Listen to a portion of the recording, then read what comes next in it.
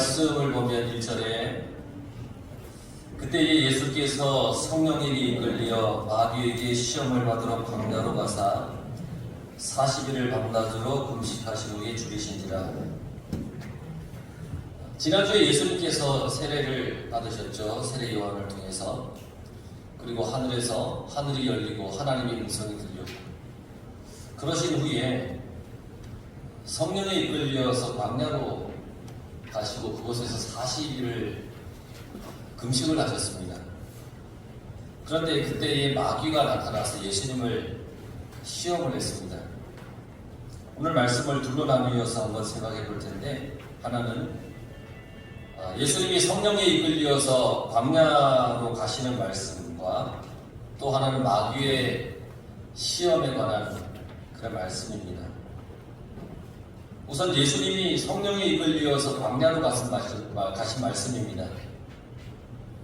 성령에 이끌려 가셨습니다. 이끌려라고 하는 헬라어는 아나고라고 하는 말인데, 인도하다, 끌려올리다, 이런 뜻을 가지고 있습니다. 예수님께서 세례를 받으신 후에 성령의 인도함을 받아서 광야로 가셨다는 말씀입니다. 예수님은 세례를 받으시고 구원 사역을 시작하십니다. 이것을 우리가 흔히 공생애라고 이렇게 지칭을 합니다. 그럼 왜 성령께서 예수님을 이 구원의 사역을 시작하기 전에 광야로 이끌고 가셨을까? 세례를 받았으면 어떻습니까? 여러분들이 세례를 받았을 때에 그 세례의 감격과 또 세례를 받았을 때의 그 마음의 어떤 각오와 신앙의 어떤 결단 막 이런 거 있을 때 바로 그냥 막 세상을 향해 나가고 막 멋진 신앙생활을 시작하고 막 그렇게 하길 원하고 또 그렇게 해야 된다고 생각을 할 텐데, 오늘 성경에 보면 그렇게 하늘이 열리고 하나님의 음성이 들린 후에 성령께서 예수님을 광야로 데려가셨단 말입니다. 광야라고 하는 것은 황량한 곳입니다. 쓸쓸한 곳이죠. 고독한 곳이죠. 이런 광야를 좋아할 사람이 있겠습니까? 여러분, 황량하고 고독하고 쓸쓸하게 그렇게 사십시오. 한 40일을 그렇게 사십시오. 그러면 좋아할 사람이 누가 있겠습니까? 그런데 성령께서는 예수님을 그러한 광야로 이끌고 가셨습니다. 오늘 이 말씀이 마가복음에 보면 뭐라고 나와 있냐면, 마가복음 1장 12절에 보면 성령이 곧 예수를 광야로 몰아내신지라. 마태복음에는 예수님을 성령께서 이끌고 가셨는데, 마가복음에 보면 예수님을 성령께서 광야로 몰아내셨다 그랬어요. 몰아내신지라 헬라어로 에크발로라는 말인데, 이건 내쫓다, 추방하다, 추방했다, 이런 뜻을 가지고 있어요. 그러니까 광야로 인도했다라고 하는 오늘 이 말은 의도적으로 성령께서 예수님을 광야로 데려갔다는 얘기입니다. 의도적이에요. 딱 계획이 있어요. 왜 그렇게 광야로 내쫓았을까? 여기에는 하나님의 깊은 뜻이 있는데, 하나님의 이 사역, 인류를 구원해내기 위해서는 그 순례의 여정을 떠나기 전에 이 광야라고 하는 과정이 반드시 필요하기 때문에 하나님께서 예수님을 광야로 이끌어 가셨습니다. 아까 말씀드린 이끌려, 아나고라고 하는 단어에는 제물로 바친다, 이런 뜻도 가지고 있습니다. 그러니까 이끌려 간다고 하는 것이 제물로 바쳐진다는 겁니다. 구약에 보면 레위기에 백성들이 짐승을 끌고 오잖아요. 그 제물로 바치기 위해서 끌고 오는 거예요. 그 제물로 바친다는 그런 의미를 가지고 있어요. 예수님께서 광야로 가신 것은 그래서 제물이 되셨다는 얘기입니다. 제물.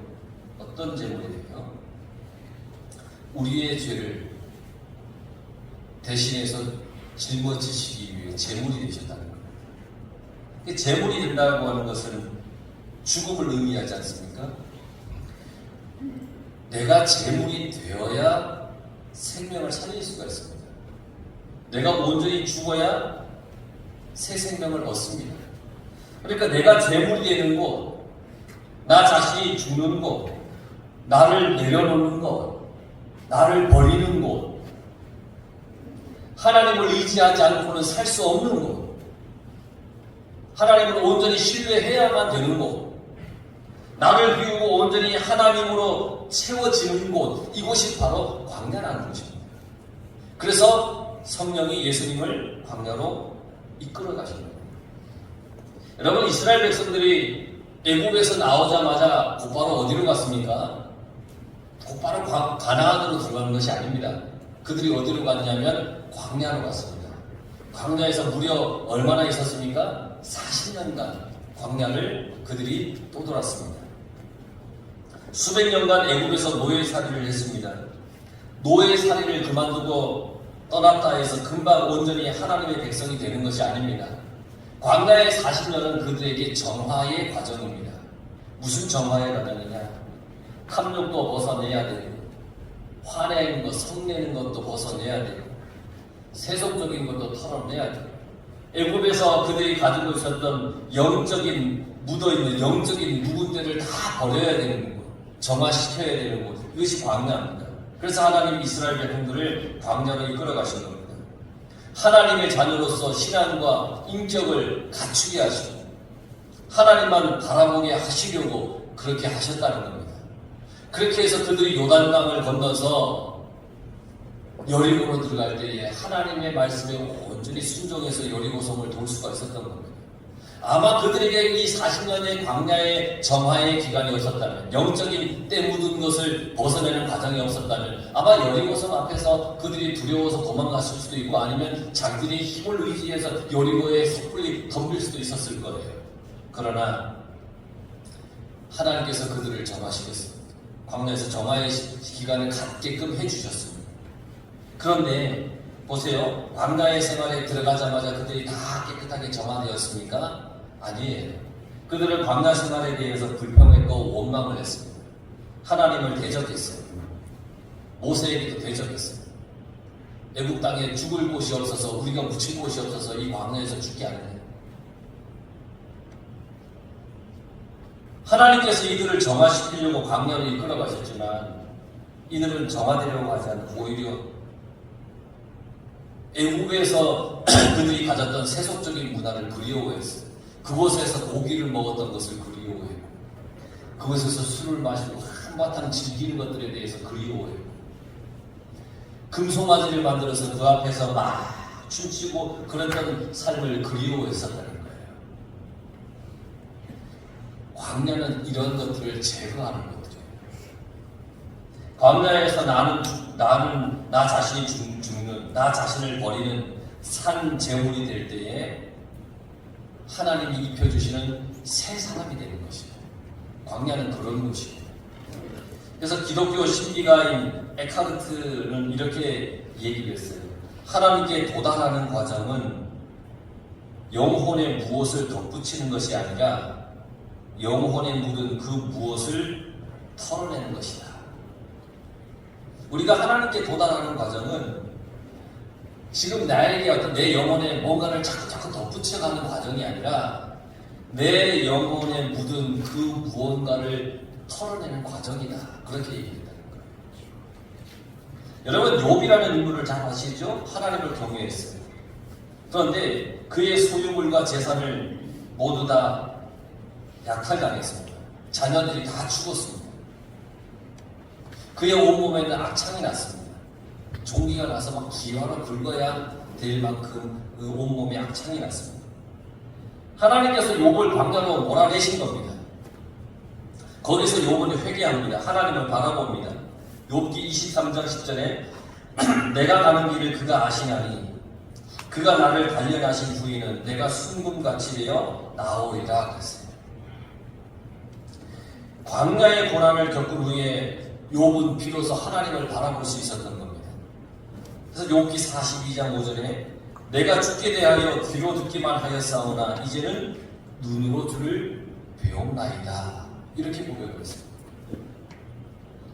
여러분, 시편에는 이렇게 말을 하고 있습니다. 시편 119편 67절 고난당하기 전에는 내가 그릇 행하였더니 이제는 주의 말씀을 지키나이다. 시편 119편 71절 고난당한 것이 내게 유익이라 이로 인하여 내가 주의 윤회를 배우게 되었나이다. 하나님은 때로는 나를 광야에 이렇게 몰아내십니다. 정말 광야에 몰아내십니다. 미칠 것 같을 때가 있습니다. 내 삶이 왜 이러냐? 왜 이러지? 이게 뭐지? 힘들 때가 있어요. 그런데 나를 사랑하시기 때문에 그렇게 하시는 거예요. 나를 성결케 만드시기 위해서 나를 광야로 이렇게 몰아내시는 거예요. 바로 세우시고 쓰시고 싶어서 그렇게 하신다는 거예요. 우리도 1년 전에 광야로 내몰린 적이 있잖아요. 우리 모두가 화재가 나서 교회가 다 사라지고 뭐 어찌 해야 될지 모르는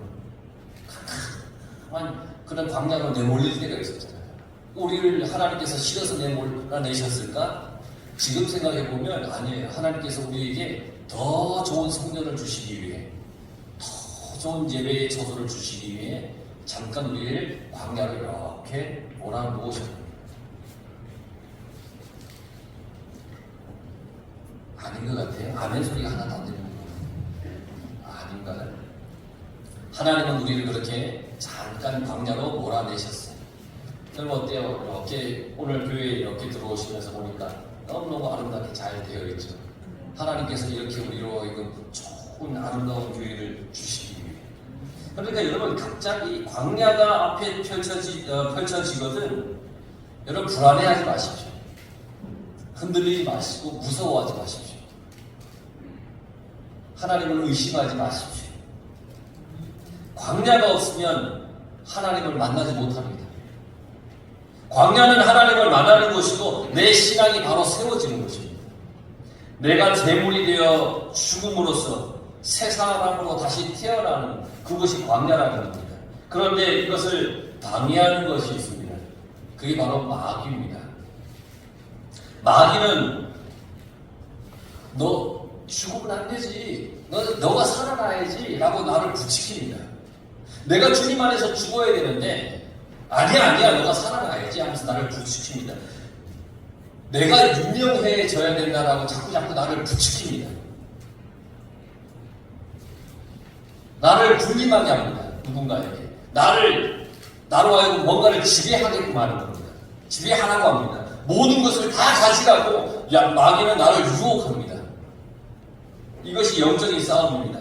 하나님은 광야로 인도해서 영적인 단련을 하십니다.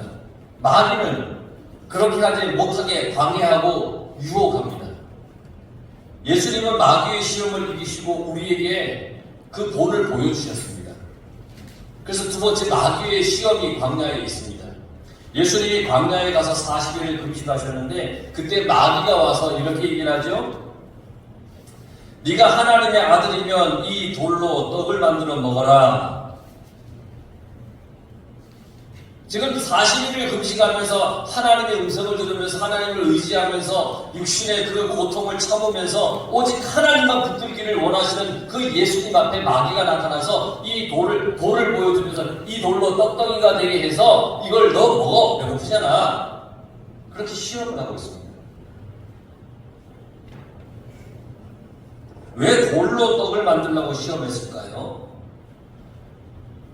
지금 예수님에게는 가장 힘든 시험입니다. 지금 배고프잖아요. 마귀는 우리의 가장 약한 부분을 시험합니다. 마귀는 예수님을 떡에 얽매여 사는 보잘것없는 존재로 만들려고 하고 있어요. 예수님도 굶주림 앞에서는 어쩔 수 없다라고 하는 것을 만들려고 지금 마귀가 하고 있다는 거예요. 떡에 얽매인 인생, 떡을 위해서 사는 인생, 굶주림을 해결하기 위해 모든 방법을 정당화하는 어떤 세상적인 사람으로 지금 마귀는 예수님을 만들려고 시험하고 있습니다. 배고픔만 해결되면 되지 뭐가 중요해? 목적만 이루면 되지 의료운 게 뭐가 중요해? 인류를 구원하는 것보다 먹고 사는 게 지금 더 급하지 않아? 믿음으로 사는 건 다음에 해도 돼. 일단 먹고 살아야지. 하고 싶은 거 해. 하나님의 아들이 돌로 떡을 만들어 먹는다? 하나님의 아들도 별 수 없잖아. 배고프면 별 수 없어. 이것을 이루기 위해 사탄이 주님을 유혹하는 거예요. 예수님이 하나님의 일을 시작하려고 하잖아요. 그때 마귀는 예수님을 흔드는 거예요. 신앙생활하는 우리를 마귀는 흔들어요. 여러분, 돌은 돌이고 떡은 떡이잖아요. 모든 게 자기 자리가 있고 지어진 목적이 있고 질서가 다 있잖아요. 이 세상은 하나님의 질서를 따라 창조되었고 각자의 자리가 있는 거예요. 창조의 질서와 뜻이 있는 거예요. 내 욕심으로 내 마음대로 하나님의 질서를 바꾸고 혼란하게 하면 안 되는 거예요. 마귀는 질서를 흐트리려고 하는 거예요. 돌을 떡으로 만들려고 하는 질서를 흐트리려고 하는 거예요. 오늘날 이러한 하나님의 질서를 흐트리려고 하는 것들이 얼마나 많이 있습니까? 마귀는 뒤죽박죽 만드는 겁니다. 혼란하게 만드는 겁니다. 자기 자리를 잊어버리게 합니다. 선악과를 따먹으면 하나님과 같이 된다라고 유혹을 합니다. 이것이 하나님을 잘 믿는 거라고 그렇게 속삭이는 것이 사탄입니다. 여러분, 교회는 하나님의 질서를 회복하는 곳입니다. 믿으시죠? 교회는 하나님의 질서를 회복하는 곳입니다. 내 위치를 깨닫는 곳이에요. 아닌 것을 억지로 바꾸려고 해서는 안 되는 겁니다. 내 뜻을 이루려고 부정한 짓을 하지 말아야 됩니다. 하나님의 거룩한 질서를 깨트리면 안 되는 겁니다. 예수님을 보세요. 뭐라고 말씀하시냐면 예수께서 대답하여 이르시되 기록되었으되 사람이 떡으로만 살 것이 아니요 하나님의 입으로 나오는 모든 말씀으로 살 것이라. 할렐루야. 예수님은 말씀을 가지고 시험을 물리쳤습니다. 나는 아무리 배가 고파도 하나님의 아들이다. 아무리 굶주려도 하나님의 아들이다. 아무리 내가 힘들어도 내 마음대로 하지 않는다. 하나님의 뜻이 아니라면 아무리 좋은 것이라고 해도 하지 않는다. 나는 떡만이 나의 양식이 아니다. 하나님의 말씀이 나의 양식이다. 이렇게 예수님은 사탄에게 분명한 말씀을 하셨습니다. 예수님은 먹고 사는 것 때문에 하나님의 아들임을 잊지 않으셨다는 겁니다. 하나님에 대한 신뢰가 예수님의 양식이었습니다. 여러분들이 살아가는 양식이 하나님을 믿고 신뢰하는 것이 되길 간절히 바랍니다. 그것이 우선이 되어야 됩니다. 여러분 따라해보세요. 나는 하나님의 자녀다. 나는 하나님의 말씀으로 산다. 여러분 아무리 힘들어도 내가 그리스도인임을 기억하시기 바랍니다.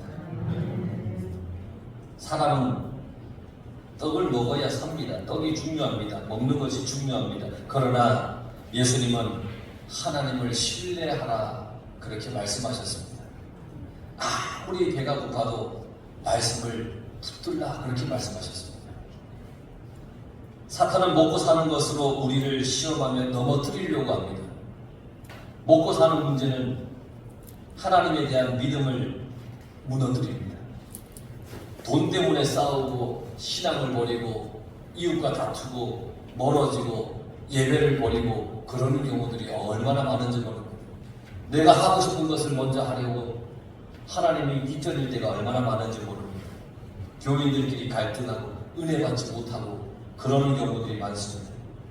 여러분, 내가 하나님의 아들인 것은 세상적인 성공으로 증명되는 것이 아닙니다. 하나님에 대한 그 신뢰함으로 내가 하나님의 자녀임이 증명되는 겁니다. 오직 하나님만 신뢰하고 믿으며 살아가시기 간절히 바랍니다. 마귀의 두 번째 시험이 뭐냐면 내 이름을 내도록 부추기는 겁니다. 내 이름을 내라. 너 이름을 내라. 예수, 너 이름을 내. 너 이름이 높아지려고 막 내봐. 5절 6절 이에 마귀가 예수를 거룩한 성으로 데려다가 성전 꼭대기에 세우고 이르되 내가 만일 하나님의 아들이여든 뛰어내리라. 기록되었으니 그가 너를 위하여 그의 사자들을 명하시리니 그들이 손으로 너를 받들어 발이 돌에 부딪히지 않게 하리로다 하였느니라. 너가 하나님의 아들이면 여기서 뛰어내리라는 거예요. 그럼 천사가 너를 받아서 다치지 않게 하고 네 이름이 순식간에 유명해질 거라는 거예요. 사탄은 교만을 부추깁니다. 내 이름을 내라는 겁니다. 쉽게 영광을 차지하게 유혹합니다. 세상 사람들이 추구하는 것이 이런 것들이잖아요. 내 이름을 내고 쉽게 내가 유명해지고 영광을 얻고 짧은 시간에 영광과 권위의 자리를 누리고 싶어하는 것, 짧은 시간에 돈을 많이 모으고 싶어하는 것, 짧은 시간에 출세하고 싶어하는 것, 여기에 마귀의 함정이 다 있다는 거예요. 그럴 때 예수님이 7절에 뭐라고 말씀하셨느냐? 예수께서 이르시되 또 기록되었으되 주 너희 하나님을 시험하지 말라 하였느니라. 내 이름을 내고 유명해지는 것이 하나님의 아들로 인정받는 것이 아니다 라고 말씀하십니다. 하나님을 신뢰하고 말씀 앞에 겸손히 엎드려야 된다, 그렇게 말씀하고 계십니다. 여러분, 말씀 앞에 겸손히 엎드리며 살아가시기 바랍니다. 마귀의 세 번째 시험은 십자가를 거부하게 만듭니다. 8절 9절에 보면 마귀가 또 그를 데리고 지극히 높은 산으로 가서 천하만국과 그 영광을 보여 이르되 만일 내 앞에 엎드려 경배하면 이 모든 것을 내게 주리라. 나에게 절하면 이 모든 것을 주겠다, 그렇게 얘기를 하고 있습니다. 고생하지 말라는 겁니다. 왜 이렇게 지금 광야에서 고생해? 희생하지 마. 그럽니다. 왜 희생해? 십자가를 뭐하러 져? 왜 너만 손해보려고 해? 한 번만 부정을 저지르면 쉽게 명예를 얻을 수 있는데 한 번만 부정을 저질러봐. 부정을 저지르게 하고 거짓말을 하게 만드는 것이 사탄입니다. 이에 예수님께서 말씀하시기를 10절에 사탄아 물러가라. 기록되었을 때 주 너의 하나님께 경배하고 다만 그를 섬기라 하였느니라. 하나님의 아들됨은 부정한 방법과 거짓말로 성공해서 얻어지는 것이 아닙니다. 진심으로 하나님을 경배하고 그 길을 걷는 사람에게 주어지는 은혜입니다. 여러분, 하나님을 경배하시기 바랍니다. 하나님을 섬기는 것이 더디고 어려울지라도 진정한 행복이 그 속에 있습니다. 하나님을 신뢰하고 나아가면 되는 겁니다. 믿고 나아가면 되는 겁니다. 영원한 생명이 그 속에 있습니다. 무너지지 않는 영광이 하나님 안에 있습니다. 하나님이 지켜주시는 권세가 있다는 겁니다. 그러니까 여러분, 우리가 신앙생활을 할 때 광야의 어떤 길을 나로 하여금 하나님이 이끌어 가실 때 그 길을 부정하지 말고 그 길이 실패하지 말고 순종하며 나아가십시오. 때로는 마귀가 나를 시험할 때도 있을 겁니다. 그래도 주님 바라보면서 모든 사탄 마귀 권세의 시험을 이기며 하나님의 말씀으로 이기신 그 주님을 우리가 기억하면서 우리의 삶 속에 있는 모든 사탄 마귀의 공격에 내가 주님의 말씀으로 여러분 방어해 나가면서 주님만을 의지하고 살아갈 수 있기 바랍니다. 그랬더니 11절에 이에 마귀가 떠나고 천사들이 나와서 수종되리라. 주님께서 하나님의 말씀으로 마귀의 모든 시험을 다 이기시니까 드디어 마귀는 떠나고 천사들이 와서 주님을 수종들더라. 하나님의 뜻에 순종하고 말씀으로 승리하시고 하나님의 마음을 우리에게 가르치기 위해 본을 보여주신 예수님을 천사들이 수종 들었더라.